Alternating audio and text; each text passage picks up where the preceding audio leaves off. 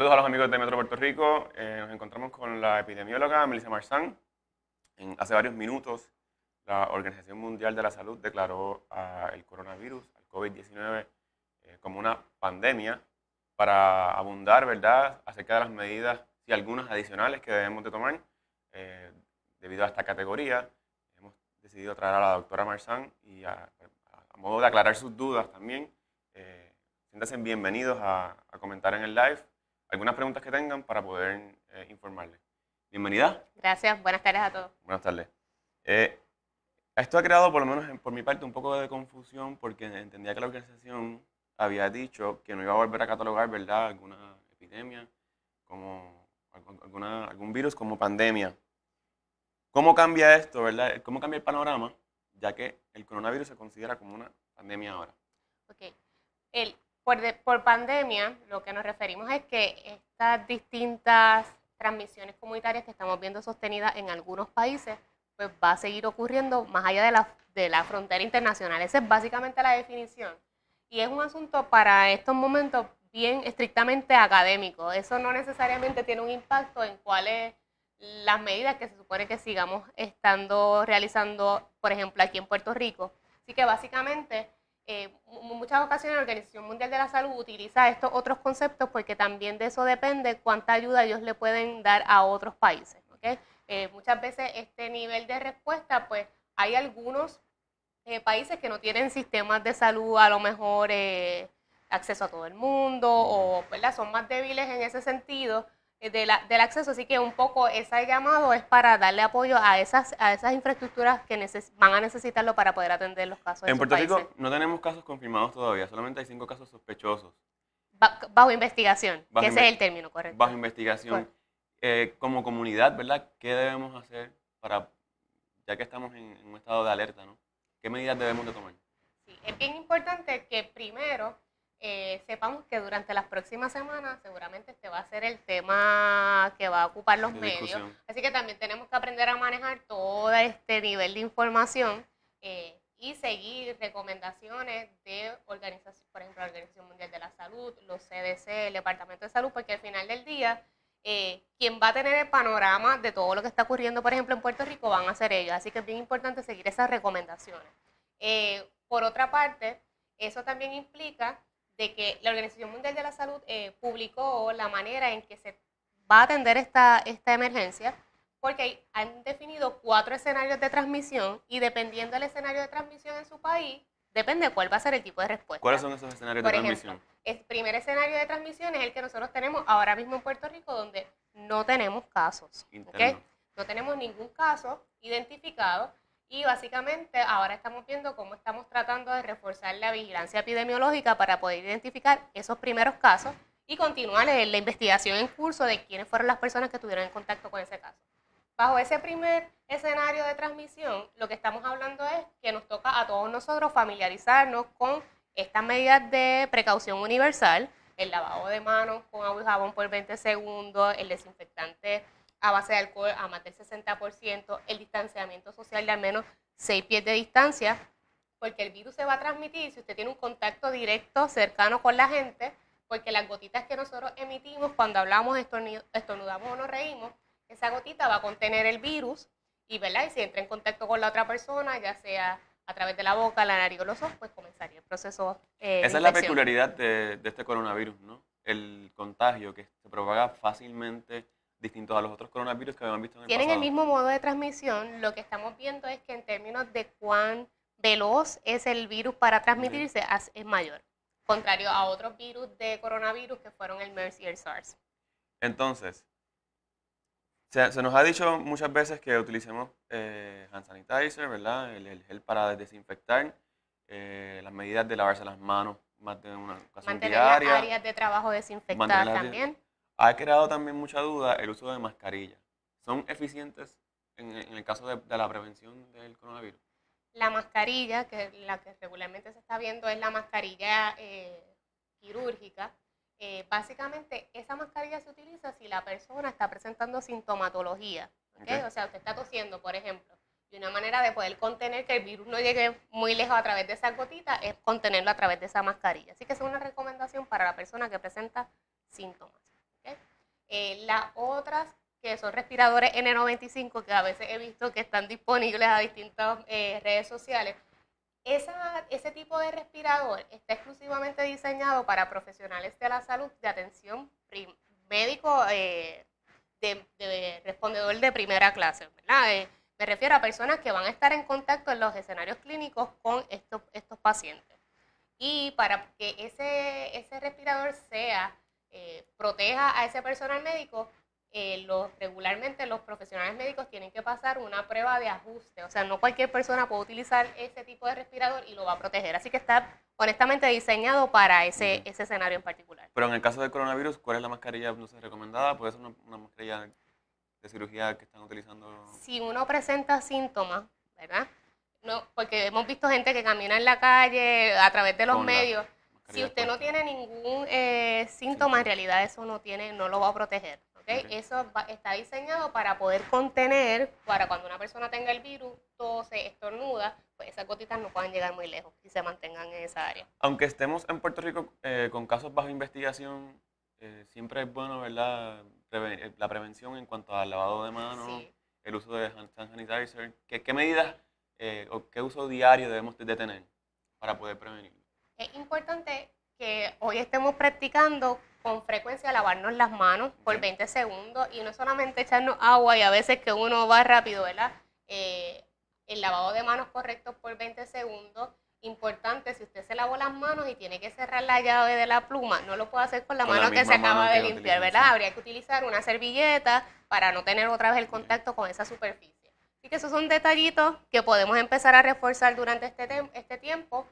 Y también sería bueno que en esta fase de anticipación, pues todos nos eduquemos sobre esas medidas de cuarentena y aislamiento en nuestros hogares y algunas recomendaciones para escenarios para las escuelas, los lugares de trabajo, el cuidado de adultos mayores.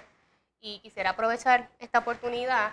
Esas guías están disponibles a través de la plataforma de los CDC y a través de... yo soy profesora en la Ponce Health Sciences University y a través del portal principal de la universidad pusimos todos los enlaces a esas guías. Así que si usted quiere utilizarlas, le puede ir a través de psm.edu y ahí tenemos un enlace donde aparecen todas estas guías y ahí, por ejemplo, si usted quiere saber qué hago desde mi casa, qué hago desde la escuela, desde el trabajo, pues puede ir a indagar en específico. Si nos vamos un poco más técnico en cuanto a qué utilizar en los productos, cualquier jabón desinfectante es bueno para poder prevenir y tener, por decir así, las manos limpias.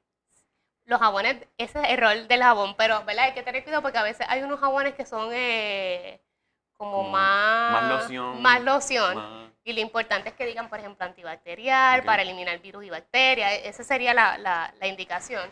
Y lavar por 20 segundos. La mayoría de los jabones están diseñados así. Donde habría que tener más cautela es con los desinfectantes en base de alcohol, que no necesariamente todos son mayor del 60%. Deben ser mayor del 60% de alcohol. Para que sea efectivo, correcto. En cuanto a los productos del hogar, para desinfectar las áreas del hogar, ¿es la misma recomendación? Para desinfectar áreas del hogar, básicamente nosotros dentro de nuestras rutinas de limpieza utilizamos desinfectantes. Hay desinfectantes que vienen el líquido puro y usted lo diluye en agua y limpia la superficie. También vienen a manera de spray. Ahí están las toallas desinfectantes, que en realidad es una manera bien fácil de uno rápido también poder desinfectar el área. Incluso el vinagre puede ayudar a desinfectar superficie. Así que son medidas que podemos tomar desde nuestros hogares o desde nuestros escenarios de trabajo para poder mitigar la transmisión del virus. Ok, ya discutimos en el hogar y en el trabajo. En la escuela, si tenemos un niño que acude a la escuela como de costumbre diariamente, ¿qué medidas de precaución debemos de tomar? He escuchado a padres que a veces hasta le toman la temperatura de sus estudiantes cuando regresan del hogar. ¿Esto es una medida muy extremista o están en lo correcto? Bueno, va a depender de estos primeros ciclos de escenarios de transmisión, ¿verdad? Pero, por ejemplo, en estos momentos, si usted se siente mal, pues no es recomendado, por ejemplo, que uno ni vaya a trabajar, ni lleve a los niños a la escuela. Y eso se supone que es una medida que hagamos independientemente hubiera sido coronavirus o no, porque eso es una manera de evitar exponer a otras personas al virus y también uno tener la capacidad de recuperarse apropiadamente. En cuanto al contacto que siempre nos han estado diciendo que eviten el tocarse la cara, la nariz, los ojos, ¿por qué? Esta es la forma más rápida que se puede contagiar uno. Porque esas gotitas, que no, por ejemplo, si ahora mismo yo estoy hablando aquí contigo y una de esas gotitas, yo tuviese el virus, cae aquí en la superficie y después tú tocas la superficie y sin querer uno se toca la boca, la nariz o los ojos, pues por ese portal, pues automáticamente comenzaría el proceso de reproducción del virus, porque el virus los virus tienen la particularidad de que necesitan un agente vivo para poder sobrevivir. Por eso es que es importante que tenga ese contacto directo con nuestro sistema a través de ojos, boca y nariz para comenzar ese proceso de reproducción. ¿Sabemos cuánto tiempo puede vivir el virus en algún objeto o superficie? Hay información variada, pero hasta este momento la Organización Mundial de la Salud nos dice que, por ejemplo, la gente piensa, si yo recibo un paquete de China, eso me va a contagiar. Pues bueno, la realidad es que el virus no permanece mucho tiempo en superficie. Se estima hasta ahora, la observación es que pueden ser algunas horas. Pero no sabemos a ciencia cierta si hubiese otra superficie donde pudiera sobrevivir más. Como comenté hace un momento, los virus necesitan de un agente vivo para poderse reproducir. Volviendo, ¿verdad?, a la categorización que han hecho la Organización Mundial de la Salud, que me están preguntando sí. ¿qué implica, ¿verdad?, ahora que se caracterice como una pandemia. Pues lo que implica el asunto de pandemia, yo lo pongo como un asunto académico porque ya se supone que todos los países estuviesen contemplando sus infraestructuras de respuesta. Así que con esto lo que tienen es que reforzarla e integrar otros sectores dentro de cada una de estas áreas. Básicamente, no he visto en la totalidad el statement, el comunicado de la Organización Mundial de la Salud, pero ellos están hablando, hay otros sectores que se impacta, por ejemplo, la aviación, sí, ¿verdad? Y todos esos otros sectores se tienen que ahora unir, por ejemplo, a las respuestas locales para ver de qué manera van a mitigar. Preguntan, ¿por qué el coronavirus causa tanta alarma si su tasa de mortalidad es tan baja? Bueno, es un virus nuevo, ¿verdad? Y hemos visto que tiene capacidad de reproducirse muy ágilmente. Muy rápido. Y sin duda, pues, como estamos aprendiendo sobre ello y desconocemos a ciencia cierta otras complicaciones, pues básicamente se mantiene todo este nivel de preventivo. Pero ciertamente, pues, ya se han identificado algunas poblaciones más vulnerables, unos grupos más vulnerables, y sería bueno que todas estas medidas que estamos hablando preventivas, pues las refuercemos particularmente para proteger a esas poblaciones. Vamos a hablar un poco, ¿verdad?, de las medidas que ha tomado el gobierno. Se han preguntado mucho por qué no quieren divulgar el hospital que van a destinar como hospital para poder poner a las personas en cuarentena. Como epidemióloga, ¿verdad?, ¿cuál sería el propósito de mantener el silencio en no decir, ¿verdad?, cuál es el hospital asignado? ¿Y cómo cataloga, ¿verdad?, las medidas que ha tomado hasta ahora el gobierno? De manera general, ¿verdad?, los gobiernos tienen sus motivos y no necesariamente eso va a ser algo que se va a divulgar. Pero lo más importante es que en estos momentos el Departamento de Salud, a través de la Oficina, por ejemplo, de Epidemiología, pues mantenga una comunicación constante con los hospitales. Y me parece que eso es lo que ha estado pasando en las últimas semanas, porque al final del día esos son los dos equipos que necesariamente van a necesitar trabajar el asunto de los hospitales. Así que, pues esta respuesta es muy compleja porque tiene muchos sectores integrados. Y pues al menos esos dos sectores y la Asociación de Hospitales están en ese equipo, ¿verdad? Así que pretendemos que se está contemplando los escenarios que puedan surgir. Pero como epidemióloga, ¿por qué no decir dónde vamos a estar ubicando a los pacientes que yo no tengo a ciencia ciencia cierta esa respuesta. Yo puedo pensar también que hay muchos asuntos de estigmatización. Ahora mismo hablamos del coronavirus y pues yo he visto a través de las redes sociales mucho estigma, por ejemplo, hacia si eres chino y tú toses, pues era terrible. Pues yo creo que también es una medida para mitigar también el asunto de estigma. Pues porque uno no quiere decir, está en aquel hospital o en el otro, ¿verdad? Yo creo que también eso es algo que vamos a tener que aprender a ser más solidarios en la medida que va evolucionando la epidemia. Entonces, la epidemióloga del Estado y la gobernadora no han estado presentes durante las conferencias como epidemióloga. ¿Esto cambia alguna forma en cómo haces tus labores o crees que debemos tenerla presente en las conferencias de prensa o entiendes que...? Esto va a ser esto es una respuesta muy compleja y yo pienso que deben haber muchas personas haciendo este trabajo. No necesariamente a lo mejor ellas necesiten ser el portavoz, a lo mejor Salud después declara un portavoz oficial sobre el asunto. Yo prefiero que estén tomando decisiones y contemplando medidas, ¿verdad?, que necesariamente estando todo el tiempo en los medios. Esto va a ser un proceso que puede durar varias semanas y dependiendo de los escenarios, va a ser más complejo, así que yo creo que también tenemos que empezar a tener ese nivel de prudencia sobre cómo es que se va a estar divulgando la información, que sin duda las autoridades están, eso es esencial en salud pública, hay que mantener la información rápida, constante y ser los primeros, porque es importante que ellos establezcan, ¿verdad? Es un asunto que tiene que ver mucho con la credibilidad en salud pública, así que yo no pienso que tengan que estar en todas las honestamente yo no creo que deban estar en todas las conferencias de prensa, pero sí pienso que pues se deleguen quienes van a ser los portavoces y que estén disponibles a través de también otros medios para poder contestar preguntas en caso que tengan que ver estrictamente con el manejo a nivel de las autoridades. Sé que es una decisión personal, pero varias personas durante estas fechas deciden irse de viaje, ¿verdad? Irse de vacaciones. Su recomendación en estos momentos es que pospongan sus viajes o que tomen medidas adicionales y puedan irse de viaje en términos de viajar en estos tiempos. ¿Cómo? Más que mi recomendación, puedo hablar de lo que es la recomendación, por ejemplo, que establecen los CDC, que eso sí tiene una repercusión más directa a nuestra región. Los CDC, a través de su página de salud al viajero, establecen las distintas notificaciones a los viajeros. ¿Okay? Ahora mismo todos los países que están bajo aviso, que ese es el nivel 3 en color rojo, no se les recomienda que usted viaje a esos lugares a menos de que sea un viaje o sea, no hay manera que usted pueda cancelar ese viaje, pero si usted no tiene que ir, pues no vaya, ¿verdad? Y ese tipo de aviso seguramente va a ser más frecuente en la medida en que sigamos identificando otras regiones donde hayan casos de transmisión comunitaria sostenida. Tendría que usted estar pendiente todo el tiempo a las actualizaciones de los avisos al viajero, pero por ejemplo te puedo hablar de que ya hay universidades en Estados Unidos que han establecido políticas de que los empleados ya no salen, dar cursos a través en línea. He visto incluso conferencias que se han dedicado mejor a hacerlas a través de la web para que no tengamos que congregar personas. Entonces, vamos a repasar ahora que no hemos tocado el tema de los síntomas. Hay indicadores que son contundentes como dificultad al respirar y tos seca. Adicional a eso, ¿cuáles son los síntomas si podemos repasar, verdad, del coronavirus? Hay una publicación que es la que estoy utilizando mayormente de referencia y también es consistente con otra que salió recientemente.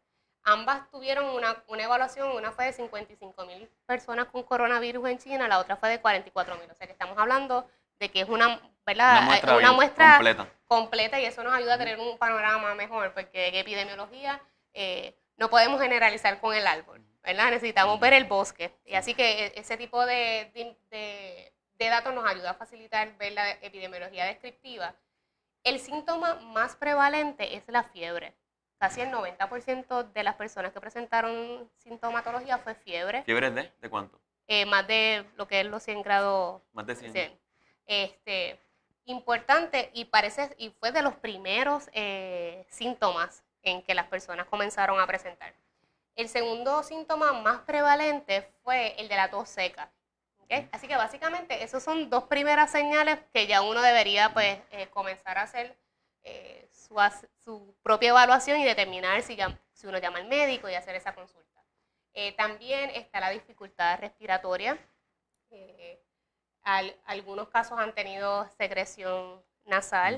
Okay. También vemos entre los síntomas menos prevalentes los vómitos y la diarrea. ¿Okay? Así que más o menos ese ha sido el comportamiento en términos de la sintomatología y el periodo de incubación, una vez yo estoy en exposición con el virus, va desde 1 a 14 días como el tiempo máximo. Por eso es que estamos viendo que muchas de estas medidas de cuarentena dicen son 2 semanas, ¿verdad? Estableciendo de que el periodo máximo son esos 14 días para comenzar a desarrollar los síntomas.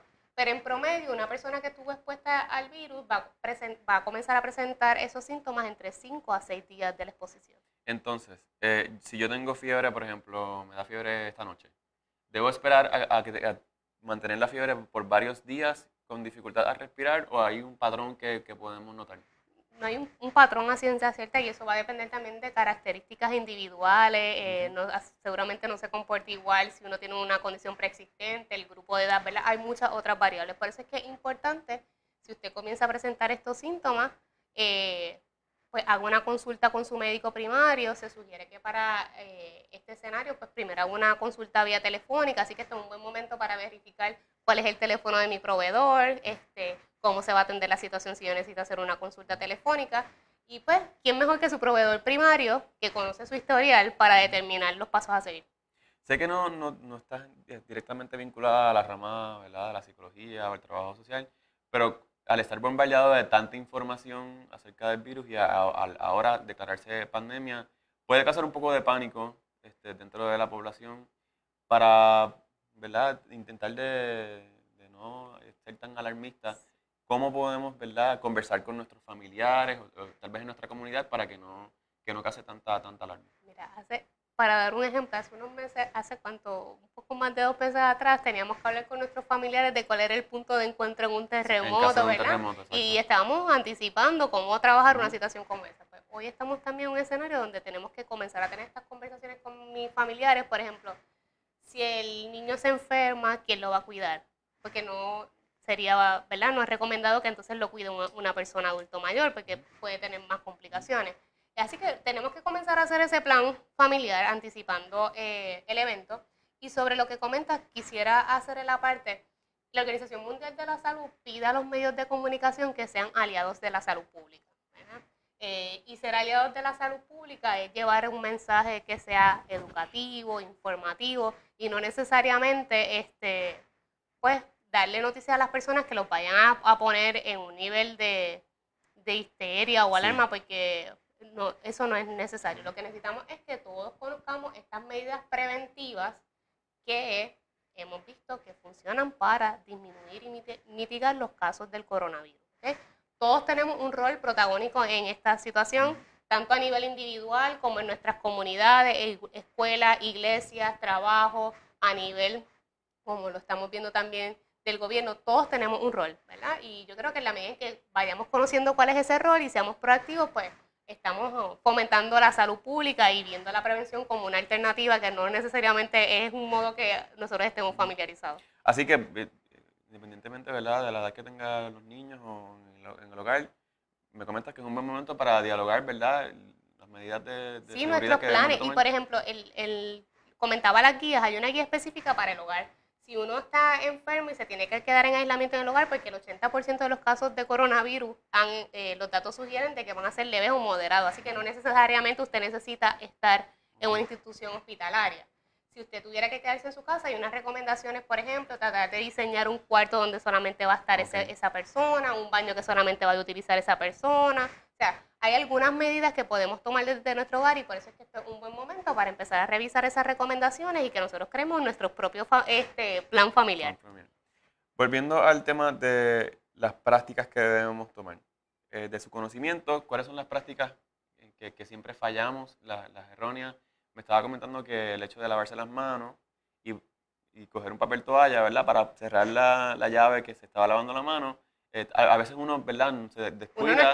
A veces uno no está ni consciente de ese proceso. Y cierra la llave con la misma mano que inicialmente, pues, la abrió porque después puede estar infectada. Pero las prácticas más comunes que debemos de tomar y en qué fallamos a la hora de hacerlo.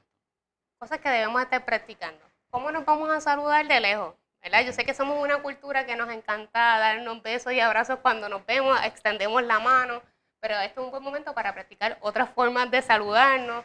Puede estar el saludo de codo con codo, sí. ¿Verdad? Y uno pues tiene que empezar a ejercer estas prácticas más comúnmente. He visto, por ejemplo, en comunidades, en algunas iglesias, que para el saludo de la paz, pues ya no les piden que se besen y se abracen, sino que hagan un gesto. Y pues son acciones que a lo mejor pensamos que son mínimas, pero en realidad impactan en este proceso de transmisión de virus. Para que tengan una idea, los CDC habla que más o menos para enfermedades respiratorias, si usted se lava correctamente las manos, se puede reducir del 16 al 21% de los casos de transmisión. Y eso es algo que está literalmente en nuestras manos. Así que yo quisiera exhortar a que todos empecemos a practicar, le enseñemos a los más pequeños cómo también lavarse las manos, estar pendiente de nuestros adultos mayores. Así que yo creo que este es el momento en que todos revisamos nuestro plan familiar y hacemos más activas esas acciones preventivas. Ya para culminar, vamos a repasar el tema de lavarnos las manos porque a veces nos aplicamos el líquido y lo dejamos en la palma de las manos, pero también, ¿cuál es la forma correcta para lavarnos? Porque también incluye los dedos y si nos están pidiendo 20 segundos, ¿verdad? ¿Cuál sería la forma adecuada de lavarse las manos? Bueno, para lavarnos adecuadamente las manos, primero, si usted sabe que ya tiene que utilizar, no es una pluma automática, ¿verdad? Usted necesita manualmente abrir y cerrar, pues premeditadamente ya yo no sé que necesito tener el papel toalla, ¿verdad? Así que es importante, usted abre la pluma, agua y jabón, se frota las palmas de las manos, ¿verdad? Por fuera, en ambas manos, entre los dedos, en las uñas, si usted tiene uñas largas, eso es importante, o cortas, ¿verdad? Siempre es importante hacerlo. Entre el dedo pulgar, que a lo mejor no estamos acostumbrados, pero entre esta área también es importante lavarnos bien las manos, dentro del área de las muñecas. Y una vez usted termine ese procedimiento, que debe durar 20 segundos, pues entonces me enjuago, ¿verdad? Elimino el jabón y cierro la pluma con la servilleta, no con la mano que nos acabamos de limpiar, y continuamos el día. ¿Okay? Y mientras más veces hagamos esto en el día, pues mejor. Bien, amigos, le agradecemos, ¿verdad?, todas las recomendaciones que nos acaba de dar. Para más información sobre el coronavirus, las medidas que debemos de tomar para su prevención, le exhortamos que se conecte a las redes de Metro.pr.